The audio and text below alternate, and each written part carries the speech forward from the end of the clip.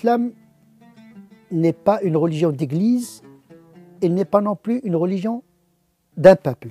C'est une religion du livre. Il n'y a que le livre qui s'impose à la conscience et à l'agir musulman. Et à cet égard, l'islam est éminemment une religion d'individus. Il n'y a que l'individu en contact direct avec la transcendance. Il doit assumer son choix individuellement parce qu'il sera jugé le jour du jugement dernier individuellement. Le salut dans l'au-delà se fait par la responsabilité et la liberté individuelle.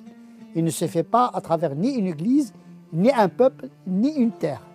Et donc, le Coran vise à autonomiser, à libérer l'individu de la tyrannie du groupe d'une certaine manière. Le Coran souvent critique les Arabes et le tribalisme arabe,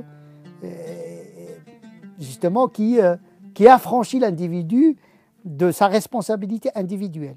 On a vu que l'islam est une foi, un culte, une pratique éthique, mais également une pratique intérieure. C'est peut-être la dimension la plus importante, ce qui se passe dans le cœur et l'esprit du croyant.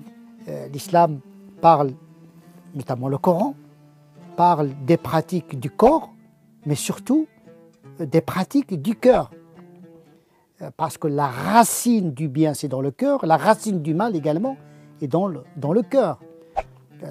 L'orgueil est l'origine du mal visible. Tout naît à partir d'une pensée, d'un sentiment.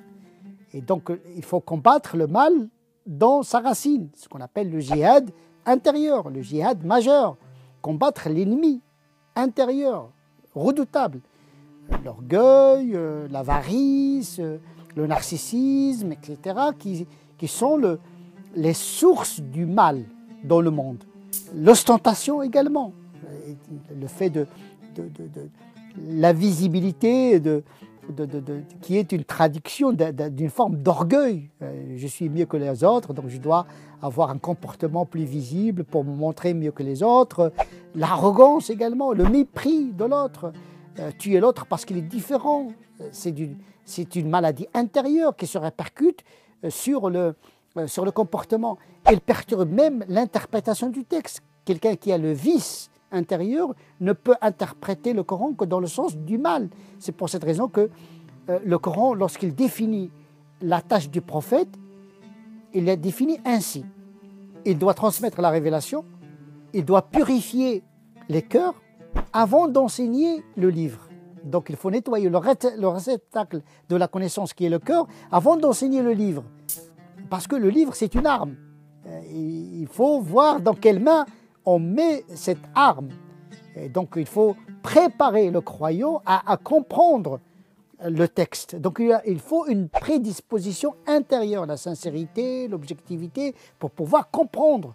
Celui qui a la haine contre la société, il ne peut qu'interpréter le Coran dans le sens de la haine et de la division. Donc le mal n'est pas forcément dans le texte, il est dans le cœur de celui, parfois, qui interprète le texte.